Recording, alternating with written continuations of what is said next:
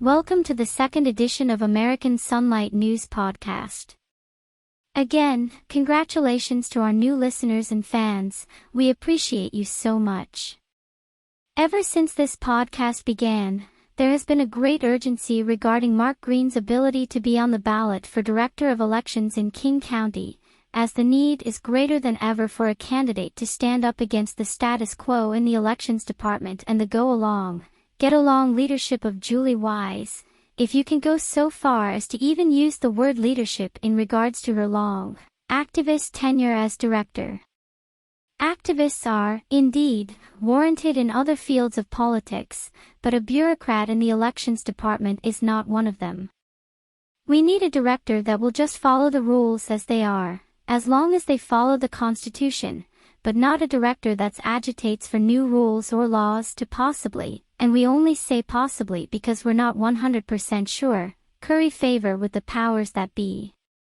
You see, in one sense we not only have an elections department that is get along with the whims of the Constantine machine, in other words the apparatus or machine that the executive of King County has built over his many years in government, but in another sense, they are activist in carrying out the goals of the machine. Whether it is not pushing back against online voting, ranked choice voting, a near $1 million for so-called voters' education, although really a thin veneer to put taxpayers' money into the hands of immigrant partisans, among others, and now it remains to be seen whether the elections department will follow the same pattern in regard to the new but unfortunate compulsory voting that some are pushing in the Washington legislature.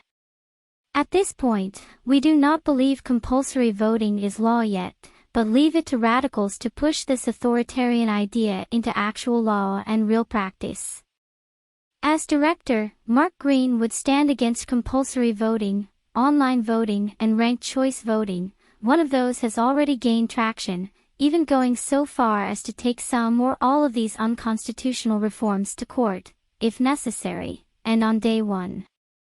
This cannot be done without being on the ballot to get elected in the first place, however, but unless our campaign gets $2,000 in donations in about a week's time, the race will be over before it begins, and the status quo of continued anxiety about our elections department, not just in the county, but in the state and nation as a whole, will continue.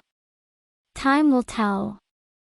Like it or not, money is essential to take the first steps of rebuilding, as well as for an all-hand counts system or at least hand count audits of a significant magnitude, and to have broad confidence in our system of voting by all parties.